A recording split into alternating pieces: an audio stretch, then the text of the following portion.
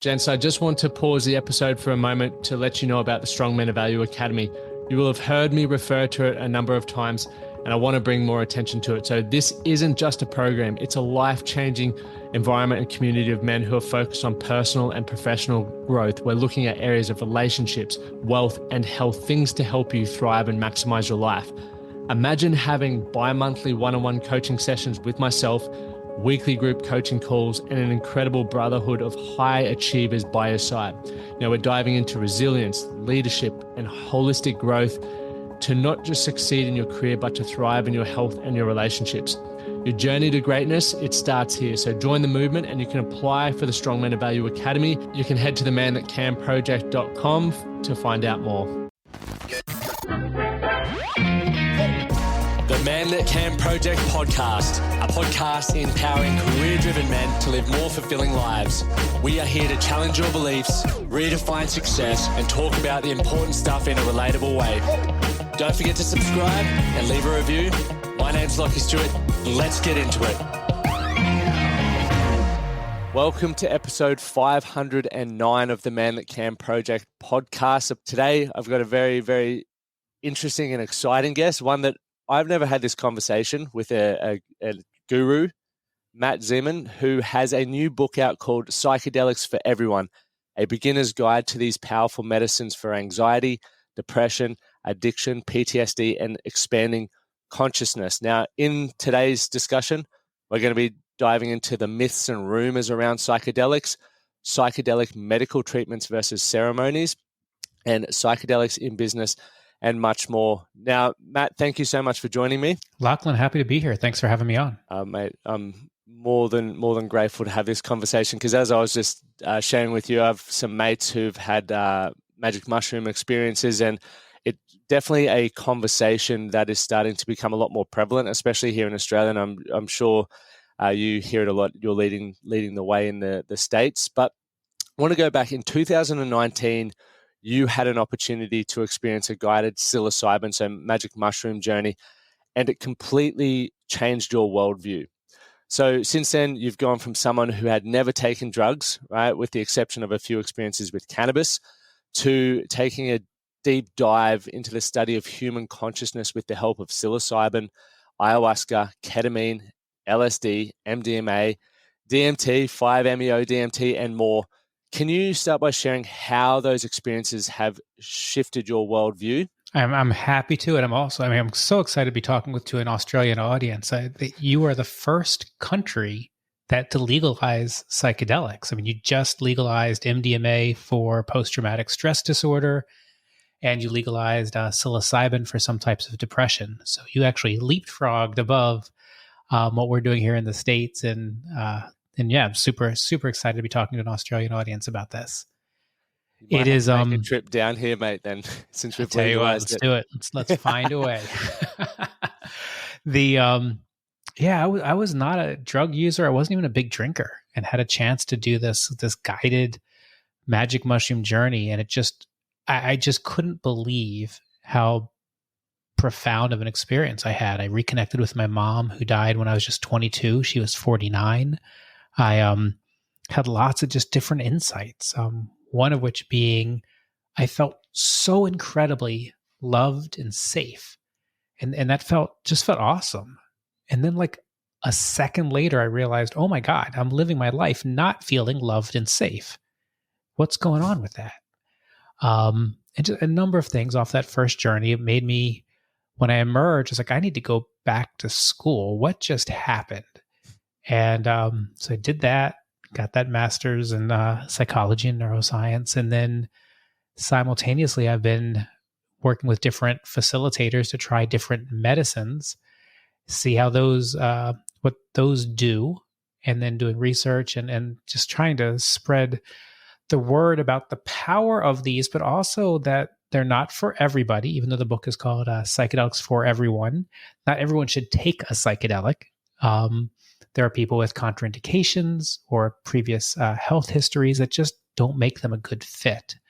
But for everybody needs to understand, in my opinion, what they can do, who they can help, and then that might make a decision on how they vote, how they think about it, how they talk about it, Whether or not they take one is kind of irrelevant. It's interesting, and I was going to bring that up, how you do say it's not for everyone, but it can be better for the world as a whole. How would an individual go about finding out whether it could have adverse effects for them, or if it would be something that would benefit them? Is there a way that, like a process that people can go through for that?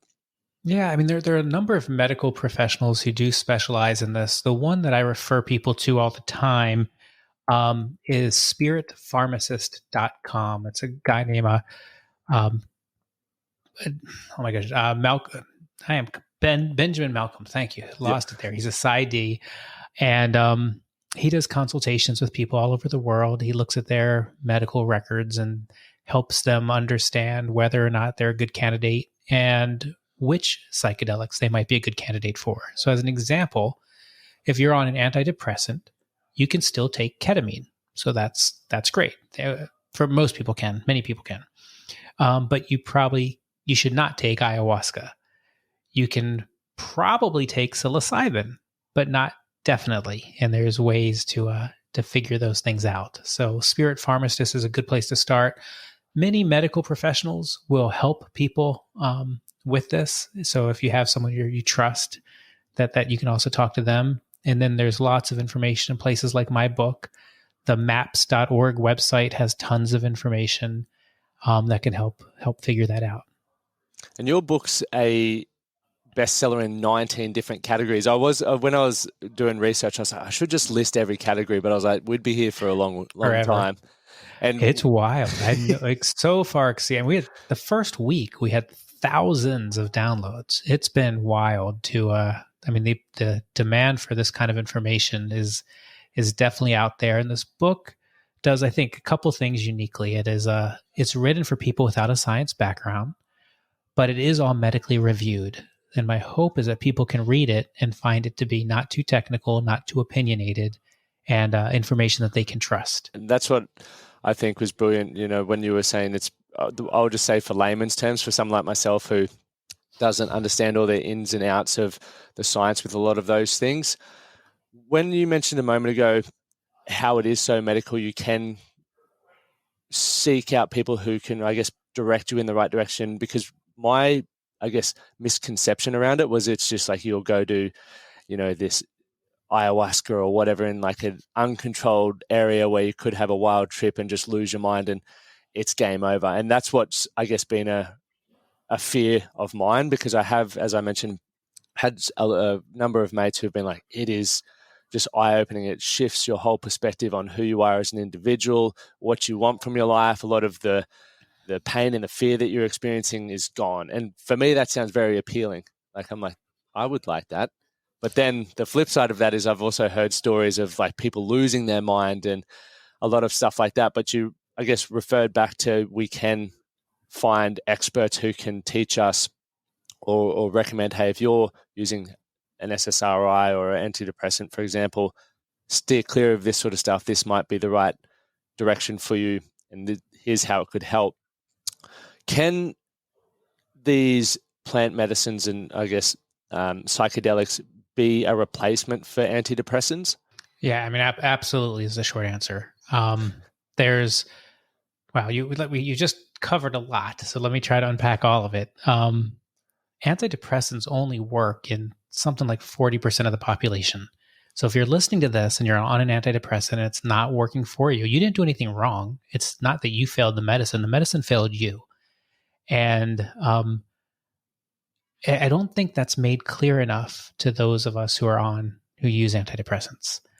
I also don't think the side effect cost is made clear enough. So upwards of 73% of people who use an antidepressant have some type of sexual dysfunction. It's a huge number. There's gastrointestinal issues. There's suicidal ideation with younger people, weight gain, lethargy. There's all sorts of things. So if it is working, but you don't like the side effects, maybe looking at psychedelics is something to consider. Again, not telling anybody to do anything. I'm talking from my experience and what I understand, but it's something to consider. So let's And ketamine is the only legal option here in the States. In Australia, you now have potentially access to psilocybin and MDMA. And we can talk about those here deeply in a minute. But I want to go back for just one more second, because the whole thing about the fear of losing your mind is something that I think we all grew up with. Anyone born kind of from 1970 until today, all of us grew up in a prohibition, and we just didn't know it. No one said you're living in a prohibition. We knew about the alcohol prohibition back in the early 1900s, but we didn't know it was a prohibition. So we were just told drugs are bad. There's no medicinal use. They're going to fry your brain. You're going to lose your mind. Bad things are going to happen. And that's not what the science says. There's a really powerful study by a guy named Dr. David Nutt out of Imperial College, London, where he said, let's forget how drugs are scheduled, and let's just look at harm to self and harm to others. And he just stacked them. And on the far left, the most dangerous drug, harm to self and harm to others, is alcohol. I think it's like a 73 on the scale. Alcohol causes the most harm to yourself and the most harm to others. Yet it's legal. Yet it's legal. And readily available everywhere. Yes. And then you come all the way down to the end of the chart. And the last drug he mentions, and I think it's like an 8 on the scale, are magic mushrooms. So, sorry to interject. Could that be, though, because of the availability? For example, I don't know what the variables are on those studies, but if you're looking at alcohol being the main reason for what you mentioned, because we have more access to that, could that be why? My understanding is the study is scaled accordingly. Okay. So it's just how much damage can this drug do to a body? That's insane. And then when you're using that drug, what is the damage that typically is caused to other people? So like tobacco, cigarettes is way up there on that chart. But like there's no lethal dose of mushrooms. It's relatively, again, I don't like using the word safe. So we talk about reduced risk. But mushrooms, the risk of having an adverse event with mushrooms is much lower than having an adverse event with alcohol. So how then do we keep ourselves as men, and thinking that's who our audience is here, yes. How do we keep ourselves safe with these medicines, these drugs? And there's 3 things we talk about: source, set, and setting. So source is, where did those drugs come from? And are they what you think they are? So MDMA, I'll use that as an example, ecstasy. There was a study done where they bought a ton of street drugs and analyzed them. And over half of things that were sold as MDMA had no MDMA in it. Far out. And then another had some MDMA. And then finally, I think the last quarter or 20% was pure MDMA. So in the States, there's an organization called Dance Safe. There's another one called Drug Checker. If you are buying drugs, testing your drug to know what's in them is important. And if you have a pure source, you're less likely to have an adverse event. So like in America, we talk about the opioid epidemic. I don't think you have the same challenge in Australia. No, not to the scale. And while opioids are challenging, and there's been a kind of a constant overdose from opioids, the issue is not the opioids, it's the fentanyl. And it's people buying drugs that they think are one thing. It's laced with fentanyl, and then they're dying from an overdose. And that's the culprit here. So again, source is number 1. If you're buying if you're buying legal ketamine from a doctor, from a pharmacy, you know what your source is. But if for all of us doing underground drugs, checking your drugs is super important. We then get into set and setting. So set is your mindset. So before you take, you talked about in Australia, people doing the vision walks with some of the Aboriginal people. But what is the mindset going in? So whatever you're taking, has whoever is going to be your guide, have they talked to you? This is going to be about a X hour journey. You might feel these sensations. It's going to take about an hour or whatever it is to come on. It's going to last this long. These are the things that might happen. If you see something scary, look, you have to go forward. You can't run away. So someone helping you what's your intention? All those things are your mindset. So assuming that someone's helped you with all that, you know what the rules are, you know you're going to be, you know what you're taking, Then we get into the setting. Do you have a controlled environment? Do you have a male and female presence? So you kind of have the energy balanced. Do you have clear rules? Are you someone who's in the room allowed to touch you, or are they not allowed to touch you? Is the music controlled? Are you going to get interrupted with the dogs barking or the neighbors coming over, or your kids running in? So again, source, set, and setting. But what Johns Hopkins has found is when you control for those three things, the probability of having a positive psychedelic experience is like 99%. Wow. Now, it might be challenging. You might have a lot of emotion. You might see something that's hard, but the probability of a positive experience is very, very, very high. And you're not going to lose your mind, and you're not going to fry your brain, probably. More probably than, significantly probably. Again, I can't say in absolutes, but we talk about risk reduction. Source, set, and setting are the three things to think about. When you say that, it makes me feel so relieved, because there are so many things that I would have never considered. And I've back in the day, I used to take recreational drugs, and it was supposed to be like MDMA or ecstasy or whatever. You don't know what's in it. I'd never had a drug checker. It was just like, all right, I trust my mates. Let's see what happens. But I remember an experience I had on MDMA, and my dad was actually there, which made me feel terrible. But I was like having those raptor claws. I'm looking down. I was like, I'm never touching that drug again. But as you were just mentioning the source, setting, and all of those things, I'm like, well, I was at a pub with sports going on, dudes like with, fighting, and it just wasn't a very nice environment. So I can sort of, looking back, I'm like, no wonder I was stressing out, because it just was not the right situation for that. And obviously the drug itself probably wasn't 100% MDMA or whatever it said it was to be. So I think for those who are feeling potentially how I've thought about it, is like, get those things dialed in and make sure you're looking for the right situation if you are interested in looking at it. But I guess then looking at the medical treatment side of it versus the ceremonies, what would be some of those significant differences there? So why did Australia legalize MDMA is probably a good question. So Australia is looking at the same data that we're looking at here, which is the phase 3 clinical trials of MDMA for treatment-resistant post-traumatic stress disorder.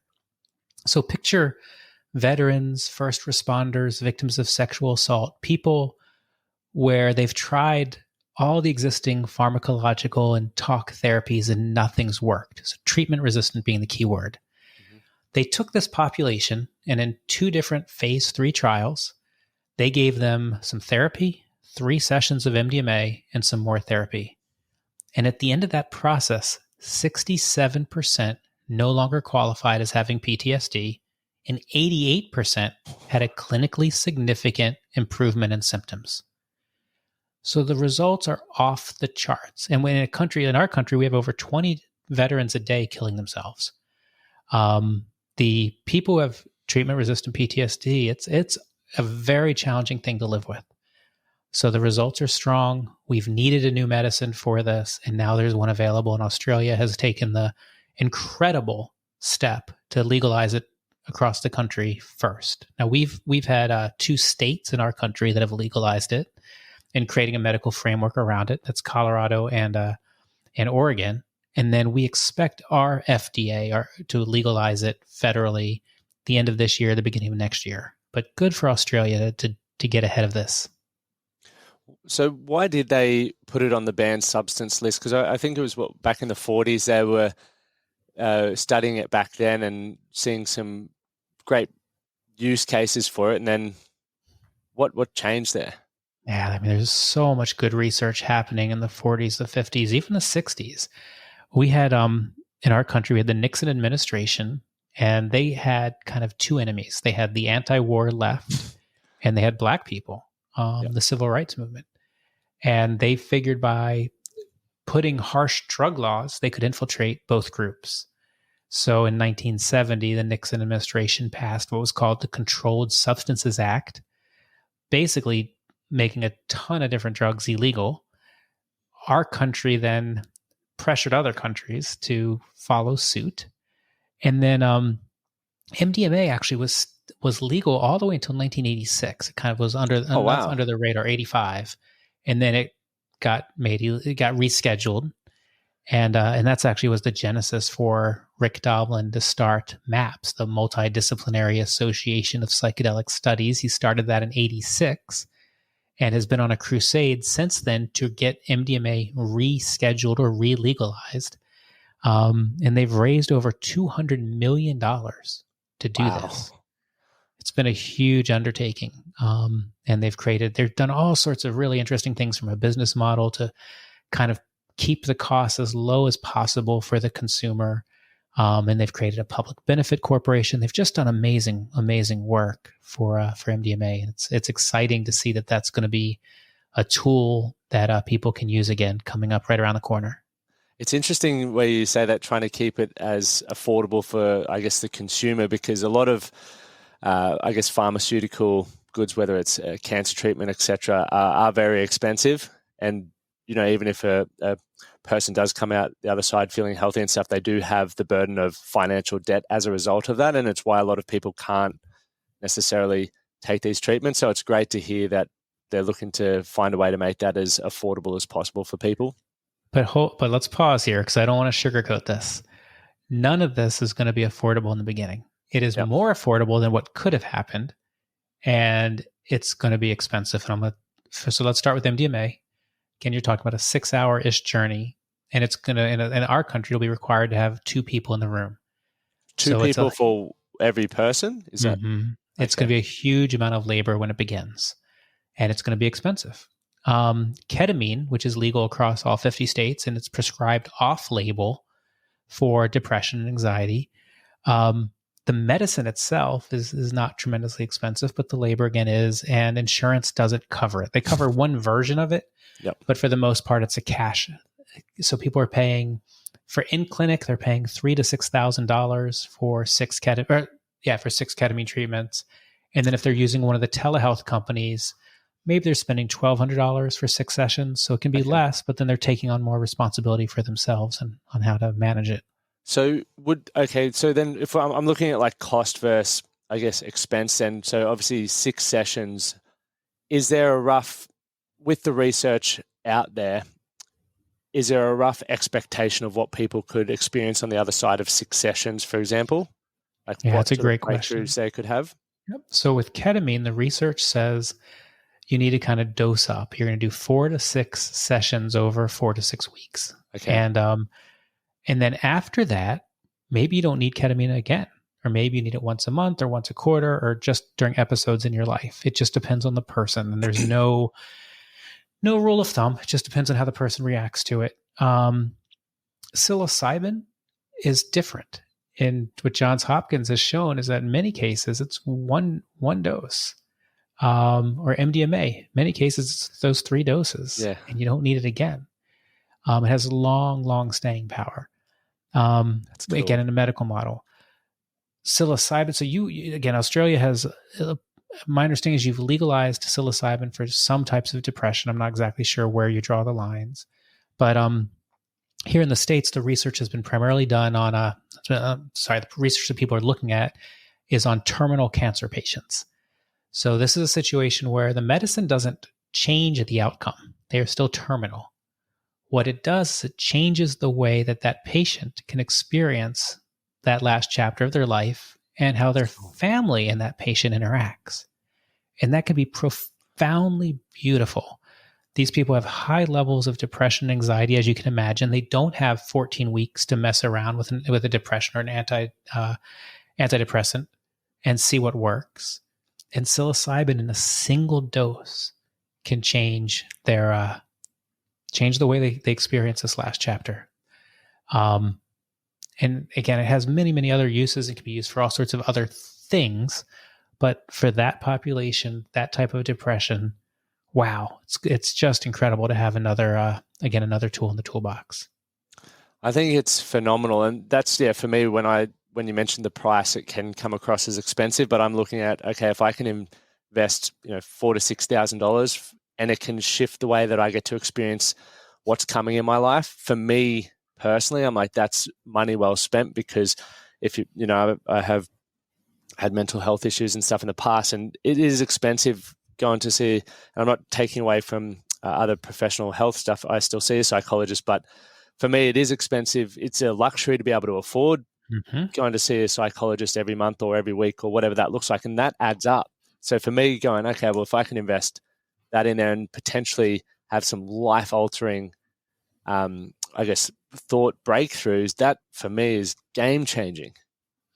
Lachlan, Absolutely. and this is also then I think where the intersection of what you do in your day job and psychedelics may interact. And I think this is really interesting. So there's kind of three different models of how people access psychedelics. So David Bronner from Bronner's Soap talks about this as the unified field. So in a perfect world, there's the medical model. So some people, I want to see somebody with a white lab coat.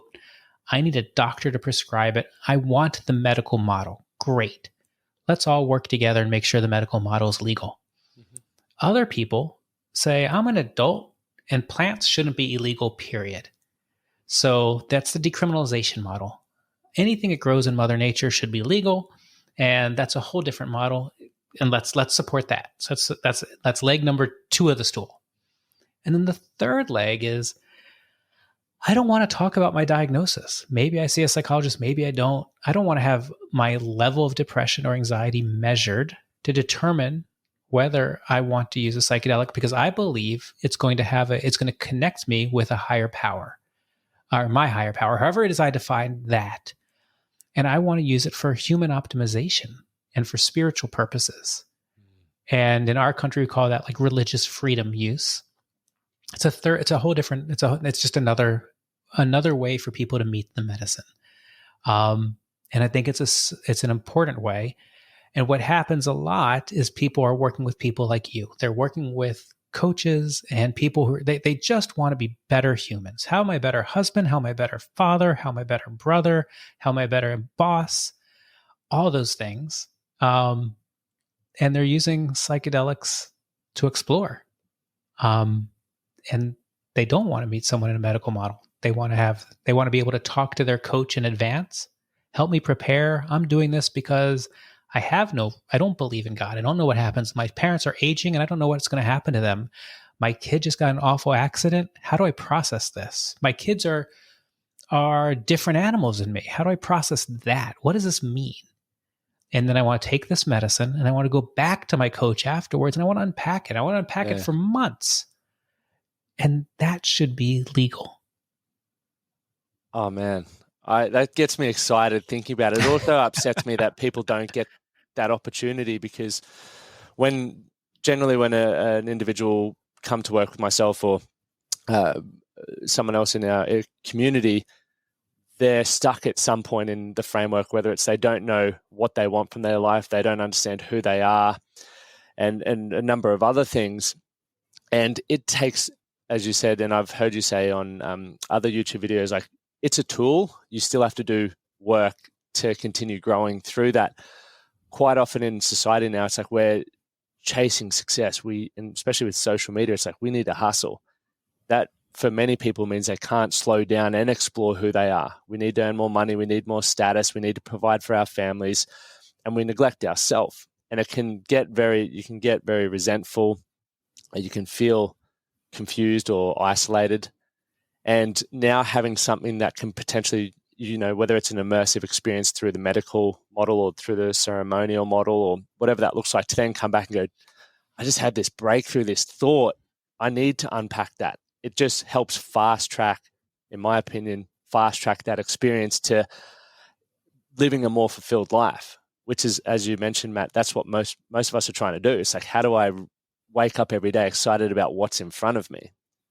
We've had X amount of years of conditioning to think a certain way. We've had experiences, we've had traumas that, have shut parts of ourselves down. The goal is to unlock that and maximize what's remaining in our life. Absolutely. What you're saying is music to my ears, Lachlan. So let's break this down a little bit for your listeners. There's no magic bullet. Psychedelics aren't going to cure anything. It's a catalyst. So it's another technology that you can use. And again, you can meet it in different ways. I'm going to focus here on ceremonial for a minute, though. So it's a catalyst for change. So for whatever reason, you're listening to minute 28 of this podcast. So something it has you curious enough to be here, still listening. something's going on. You're lonely. You're not fulfilled in your relationship. You're not fulfilled in your work. You're not fulfilled with your, as a parent or as a child or as a whatever identity, something's going on. And maybe that expresses itself as anxiety. Or maybe you feel sadness. Maybe you feel lethargy. You don't want to get out of bed in the morning. It can look a lot of different ways. And sure, you can exercise and you can meditate and you can do all sorts of things and you can go to talk therapy and maybe in time you can find your path. That's great. In my experience, psychedelics help do it faster. Again, it's not that it's going to cure anything. It's going to give you the space to process and determine, what do I want? Who am I? And how can I get there? And then when you finish with the medicine, the real work starts, what we call integration. And that's when you're unpacking this. It's like, okay, what I remembered in my psychedelic journey is that I'm loved. What I remembered is that I'm connected to all people and all things. What I remembered is I don't have to do anything to be worthy of love. And what I remembered is I get energized by this, that, or the other thing. So now how do I change my life to have that carry forward? And you have this beautiful time after the psychedelic where your brain's a little bit more plastic and you can implement really meaningful behavioral change because you literally have changed your mind during that journey. I'll say one more thing on this. During the psychedelic, a couple really cool things happen in the brain. Your what's called your default mode network. Think of it as your inner narrator, the voice that's, oh, you're not good enough. No one loves you. You got to do more. You got to do better. You got to be faster. You got to be stronger. You have to make more money. That's quieted down. And that by itself is like, wow, I didn't realize how much noise that thing was making. Then you have neurons that haven't fired together in a long time start firing together. So your brain literally lights up with new connections. Or connections that used to connect, but they haven't because we've grown and grown and we've pared it down and pared it down and pared it down. So now they're firing again. It's like, oh, I didn't connect this to that or the other thing. And then depending on the psychedelic you take, it can remove shame, blame, and guilt. So you can process things that have happened in the past without feeling bad about it and just look at it as a human. Okay, that happened. Okay, now what do I want to do about that? And you put all that together and beautiful things can happen. It can be hard. Those things can be really hard to look at. But it can be the other side of it can be quite transformational. I'm glad you touched on that, Matt, where you're talking about the inner conversations we're having with ourselves. I'm not worthy. And then also the shame, blame, and guilt, because I know for myself, and I've never shared this on the podcast, but for years I've been seeing psychologists and, coaches, and I've recently done like one of those crazy breath work experiences where you feel like you're seeing a kaleidoscope and just like it was hectic when I did that. But in that moment, I was desperate for that because I'm like, I've got so many beautiful relationships in my life now, and I've come a completely different person to where I was 10 years ago. There's an area of my life that still struggles, and it's an area that I want to improve. And it's also time's ticking, which is with my parents and my family.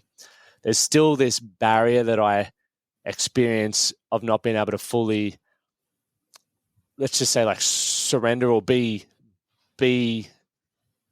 fully open with them. It's like we have awesome conversations, but I still feel like every time I'm there, there's resistance for some, and I don't know what the fuck it is. And when I did the breath work, I was having this experience and seeing all these things, and I was like, man, I just love them. As soon as I wake up, I'm going to tell them I love them. As soon as I woke up, Matt, I'm just like, that's all right, carry on. And I didn't do it. I didn't act on it. I didn't do that implementation piece you spoke about. And that's why for me, when I keep hearing these experiences and then you speak about it, then I'm like, I need to do this because I don't want to, my parents to pass away, for example, or don't want to live the next 60 years and not have the opportunity to experience what that could be.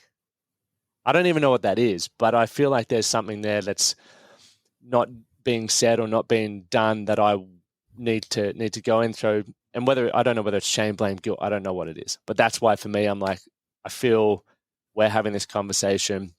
I feel my mates are having experiences with it, because it's like, okay, I need to work through that because I understand what I could potentially miss out on if I don't do that. That is the key to the integration piece. And that's why we need to work with either a guide, a psychologist, or a coach when we're working with psychedelics, even in a ceremonial setting, to maximize that benefit. So that you write down with what, and I use the breathwork example you just gave. You came out of it, I need to tell my mom I love her.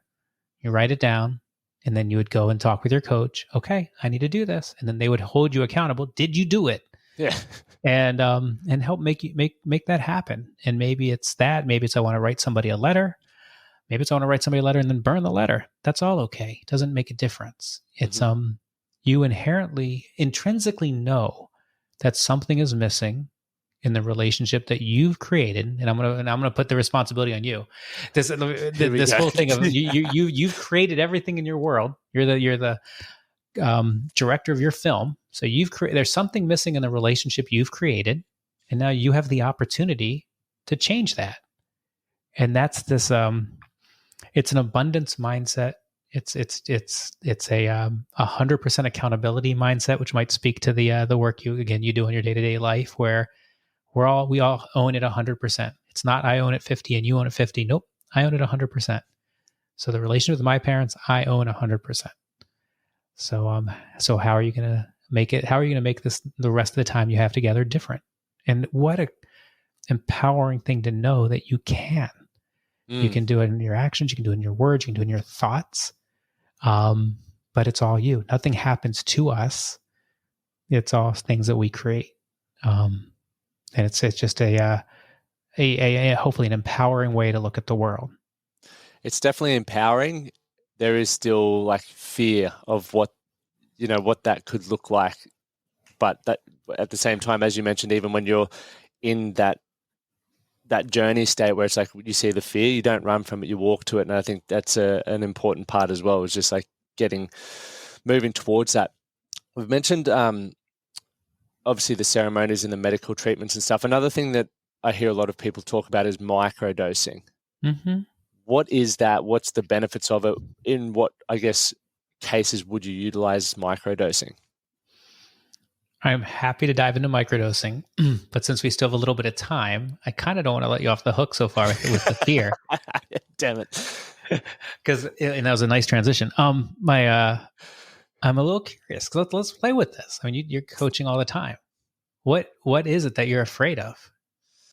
It's not being strong. I feel like I have needed to be the go-getter, the ambitious one, because I have always been an elite athlete and everything like that. And I feel if I'm not being elite, what I perceive to be elite or striving, it's like, you're done sort of thing. I feel like then if I were to go home, I don't have much to talk about or much value to offer, but I also know that that's wrong. Like that it's complete bullshit. However, I can't drop that. I've never been able to drop that card. I've hugged my dad, I reckon, in my adult life 3 times. And it's like, even every time I leave home, I'm like, oh, today's going to be the day, and I don't do it. Like, why? What's going on? So, Lachlan, you're not alone with this. This is why the work you're doing with men is particularly important. We are, as a culture, society tells us we have to be strong, we have to provide, we have to be better, stronger, right? The elite athlete. It's not good enough that we need to do that to win the affection of our parents. That's where it starts, right? That's the first people we're trying to please. And then it's of our partners, and then it's of our employees and our friends. And it's a lot of pressure on men to do this. And men don't cry, as we're often told, and all these things. And then we end up, I don't see how it's not a surprise to us that we are living in a loneliness epidemic. That we have men who the only time we know how to be affectionate is in the bedroom. That we just don't know how to show our emotions. And we wouldn't have evolved over millions of years with tear ducts if they weren't for a reason. And we know when we're hungry for affection, and we know when we're hungry for love. And it's a lot of masks that we wear as men. And I think it's important, the work you're doing, and that men can have this discussion openly and say, I want to be hugged by my parents. I want to hug my parents. I want them to know that I love them no matter what. And I want them to love me no matter what.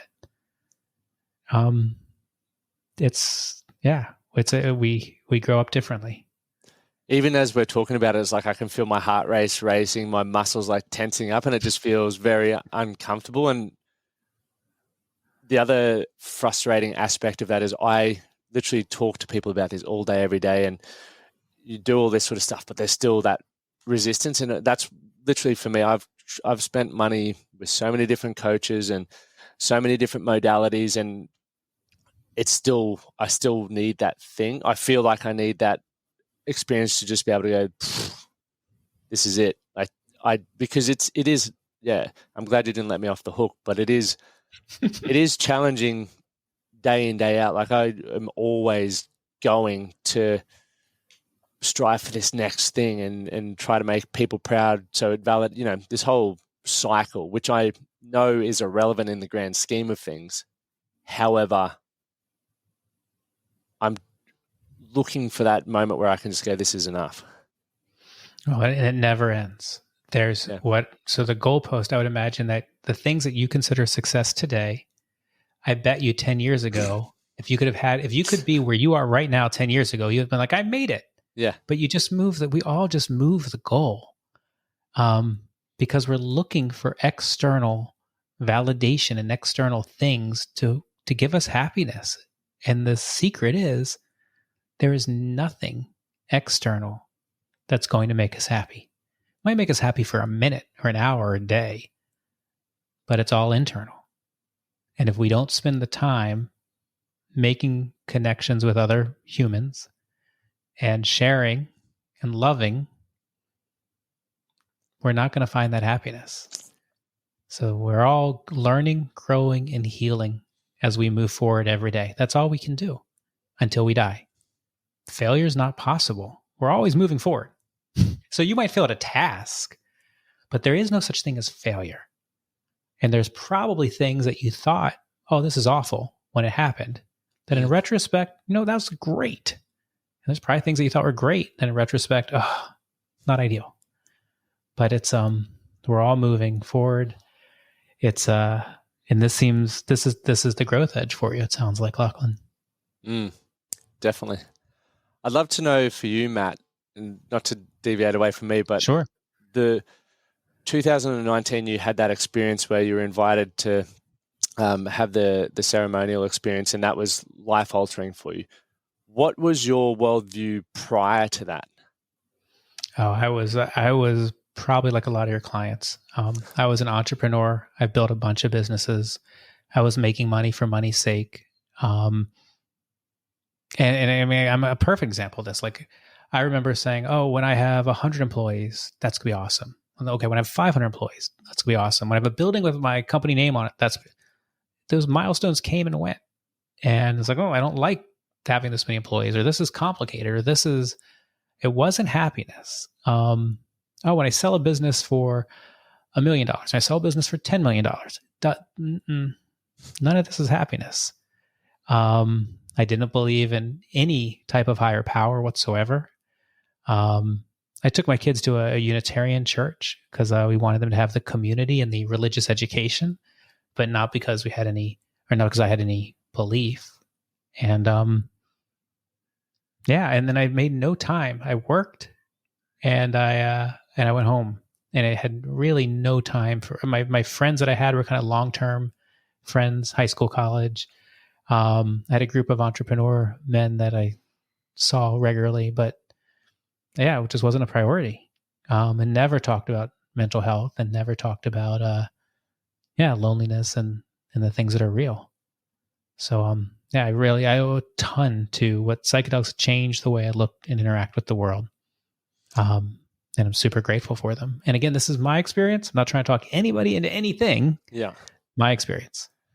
What would have been some of the main changes or things that you noticed with how you interacted with your mates. More specifically, you're talking about a loneliness epidemic almost, where people do feel you'll hear people talk about it all the time. We have access to everyone on social media. People are dropping into your inbox, your text message, your email, but we still feel lonely. What shifted for you there, and how did you start acting differently? I think before I can stay surface level with, or I could stay really great at surface level. So go meet you at a party, talk about nonsense, go home, and it's just kind of, we all had candy. It doesn't mean anything, and I just don't have the tolerance for that anymore. I'd much rather, Lachlan, have a really powerful hour discussion with you, connect deeply. Like, this guy's awesome. And then even if we don't talk again, this exchange is worth our time. So yes, there's constant interruptions, and I try to be more judicious about which ones am I going to accept versus letting other people run my life through my inbox, or through my social media. And then when I do engage, I try to really engage, and allow the time for that and the attention for that. And that's hard. Again, as a doer, like I'm historically a task kind of maniac. Like, you give me Evernote, I'm going to create lists. You give me a project, okay, here's how we're going to get there. And these are the 22 steps before this milestone, and this and that and the other thing. And I can hide behind tasks all day long. So stopping or slowing that down and making time to have real conversations is probably the biggest change. I still get lost in my tasks, and maybe my tasks have shifted a little bit. Maybe they're more purpose driven than money driven. But when I do talk to someone, I try to give them my full attention, and make a meaningful connection, and use that time and respect their time and my time, which is something I haven't ever talked about that, but that is another thing where I didn't respect my time. It was money, but besides for that, it wasn't valuable. It wasn't about, let's exchange some love, let's exchange some energy, let's both leave this conversation better people. It's cool to hear. Thanks for sharing that. It is interesting that a lot of the metrics in our life is based around money. Sure. Like that success element, as opposed to going, there's other ways I can give and exchange value through many. I can definitely feel it. And it's even more mind blowing the fact that we're doing this over Zoom, right? So we're missing out on some of the communication senses, right? Mm-hmm. But I can still feel how genuine you are. And I feel like you do deeply care about this conversation, which is wild through internet. But then thinking about, okay, well, I can exchange value by just giving them my full attention. Like, people, I love to feel heard. I'm sure you love to feel heard. So when you actually get that, you're like, I could sit here and talk all day long, and the conversation feels a lot better. And people walk away going, that was the best conversation I've ever been a part of. And chances are they did all the talking as well. But that's sure. And that's also the beauty of curiosity. Like, I really do love learning about other people. I'm happy to share, but I'm also happy not to give unsolicited advice. And you have to be, to do 500 some podcasts, you have to be a pretty curious person. You have to be a lifelong learner, or you wouldn't have the stamina. Yeah. Well, let's dive into the microdosing now. Okay. Now we can go to microdosing. Let me off the hook a little bit, but I really appreciate that last part. It's very, very rare that someone will not let me move on to the next part. So I appreciate that. It was good. Got a little 15-minute session in there for myself. But microdosing is something that I'm hearing a lot about. I don't really understand, because I look at things like, and a lot of men especially go, I'm an all or nothing kind of bloke. Let's throw him in an immersive experience and get this done. Where's microdosing's place in I guess, the psychedelic world? Okay, so let's first define what microdosing is. Microdosing is when you're taking what's called either a sub-perceptual or sub-intoxicating amount of a psychedelic. So typically 1/10 to 1/20th of a dose. So if you think about Lachlan, if you were to come to one of the ceremonies that I'm involved in, let's pretend we would give you 5 grams of mushrooms. So you'd have a very deep dive. If you were microdosing, maybe you take 0.15, 0.25, 0.5, somewhere in that zone, depending on how the psilocybin affects you. people believe in microdosing because they believe it helps them with creativity, helps them with connectivity. It makes the blues bluer, the grays less gray. The research is split. There's some research that says, microdosing is really a placebo. And there's other research that says, no, this actually does work. Again, it's early days for that. People can make their own determination. But it is becoming popular. People typically, when they talk about microdosing, they're typically talking about either mushrooms or LSD. And then mushrooms are typically more available than LSD. So I think that is why it's done more. There's 2 protocols for on my website, by the way, mattzeeman.com, there's a free guide to microdosing. There's also a great course by Third Wave that if you go to their website and, so there are lots of resources out there for microdosing, but there's kind of 2 main protocols. There's the Dr. James Fadiman protocol, and he says, look, take your microdose on day 1. It's still in your body on day 2. Let it flush out on day 3. Take it again on day 4. And you do that over and over, and at the end of 4 weeks, take a 2-week break. So that's the Fadiman protocol. He wrote the Psychedelics Explorer's Guide. He's super reputable in this space, and is kind of the godfather of microdosing.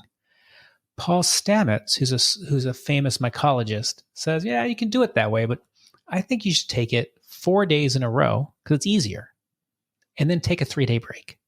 And you do that for 4 weeks and take 2 weeks off. So just a different protocol. Some people like Fadiman's, others like Stamets. I don't know.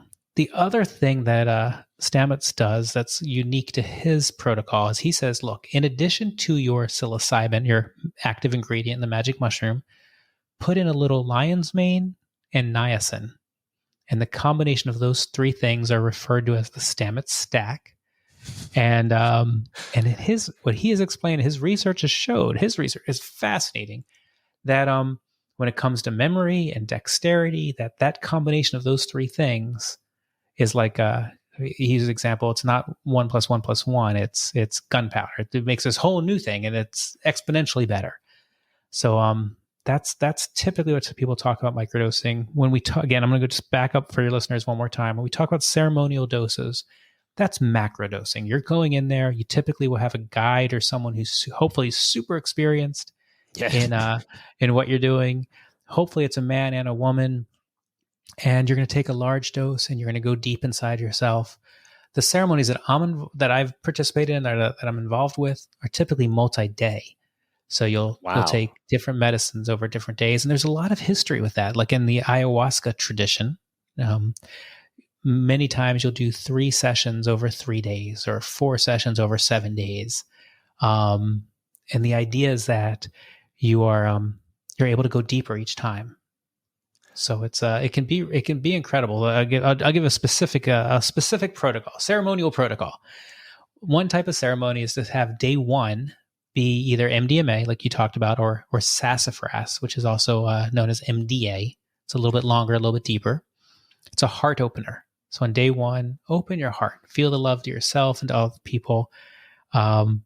It's a great way to start. It's a great way to get into ceremony, connect with that higher power, and it's a gentle medicine. Day 2, psilocybin. So now you've practiced, you're feeling open, you've surrendered, you understand how ceremony works, you've connected with the other people in the room.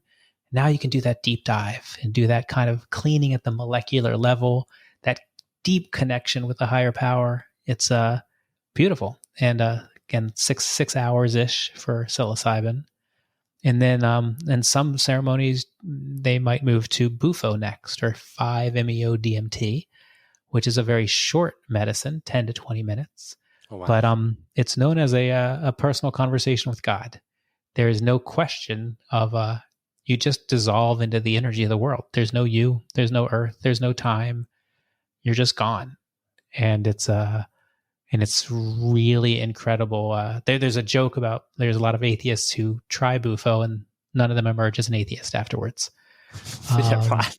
It's powerful, powerful medicine. But again, doing multiple medicines over multiple days allows you to go deeper, connect stronger, and is a really nice ceremonial practice. And then, so here's how it ties back to microdosing.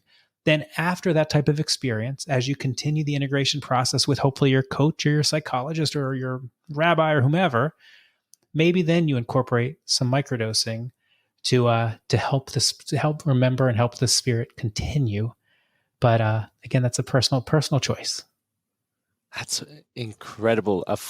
Couple of days diving deep. Is that fatiguing? Like, I just remember Yes. I was like, of course it is.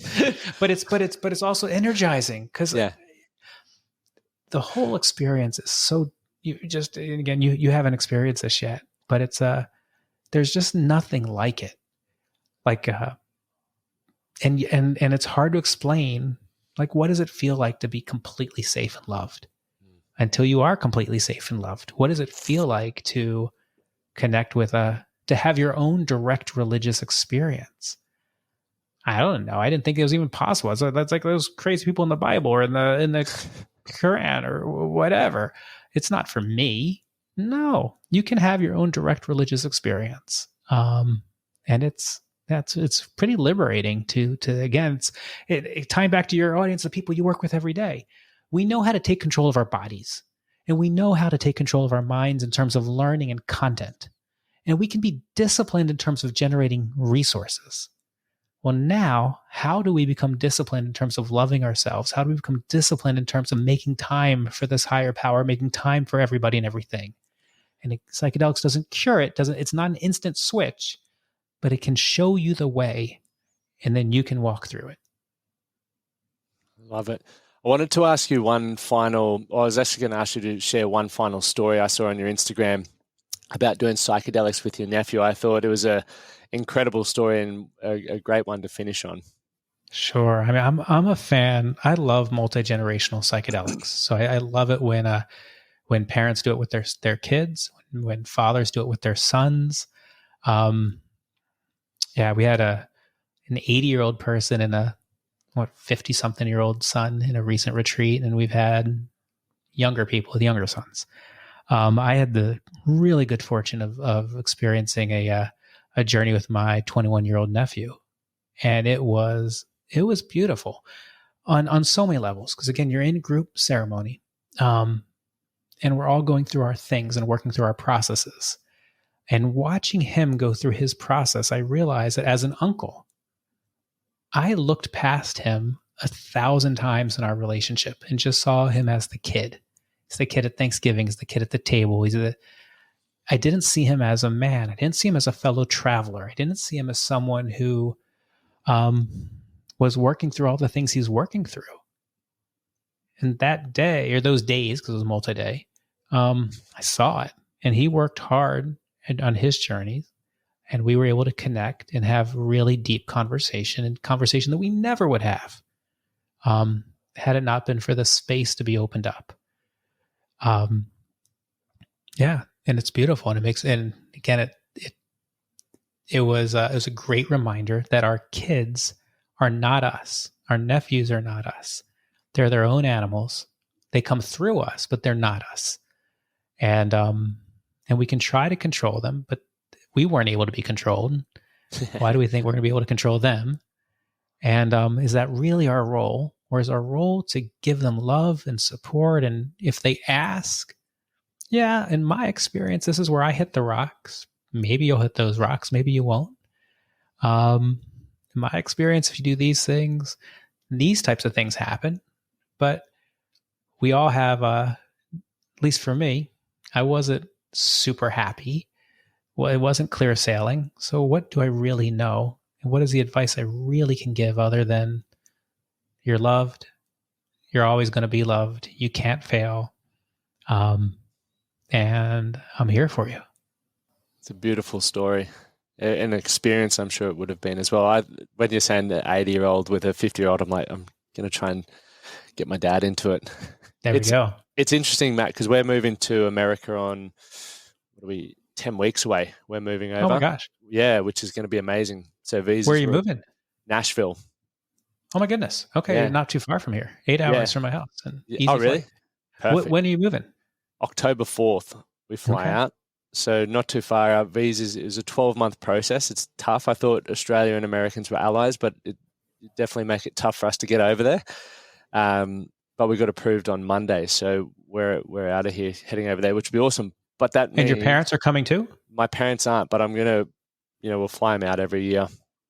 But my wife and my brother-in-law and sister-in-law, all that, there's 6 of us. But it's going to be an awesome experience because I'll be able to link up with you now and give it an experience. Yeah. There's a beautiful entheogenic church not too far from you, so be perfect. And Nashville's such an amazing city. Oh, if I was starting again, that is exactly the city I would pick. Yeah, it's a beautiful spot. We were there last year for a few weeks, and my wife and I were like, "Yep, this is where we got to be." But Matt, where can people find you? You mentioned your website already. And for everyone listening, I'm going to give away a few copies of Matt's book. So if you, the first and best dressed, I'll give away 5 if you slide into my Instagram DMs. So if you're watching on YouTube or wherever, slide into my Instagram DMs. I will sort that out. But we'll give away a couple of copies of the books if you are interested in that. I think it's worthwhile reading. But where else can people find you, Matt, or even order their own copies of the book? Sure. So the book is available anywhere books are sold. There's also an audible version. Yeah. There's a new psychedelic journal I just launched about a month ago called Beyond the Trip, which is for preparation and integration. So I highly recommend that if you're going to ceremony or even if you're doing it in a medical model. A lot of times the medical groups aren't spending the time on preparation and integration, and you can take this journal and go work with your coach like Lachlan. LinkedIn and Instagram are probably the 2 other best places to see me. I'm on those pretty regularly, and I do try to respond to, I might be slow, but I do respond to all messages, and I'm here to answer questions, and I want to be supportive. So, feel free to reach out directly. And if you're interested in like the church component that we were just talking about, reach out, let me know, and we'll set up a time to talk. Sounds good. Matt, thank you so much for your time. It's been extremely valuable. You've answered so many questions that I had, and I'm sure a lot of other people had. And we also got a little deep dive on myself as well. So thank you for that experience. Lachlan, thank you. I really appreciate the work you're doing. And it's super important that, again, that men normalize these conversations, have these conversations, and we all make each other better through these conversations. Thank you for listening to the Man That Can Project podcast. My name is Lachlan Stuart, and I hope you enjoyed this episode and found it helpful. If you did, please take a moment to rate and review the Man That Can Project on your favorite podcast platform. And don't forget to subscribe to stay up to date with our newest episodes. We'll see you again next time.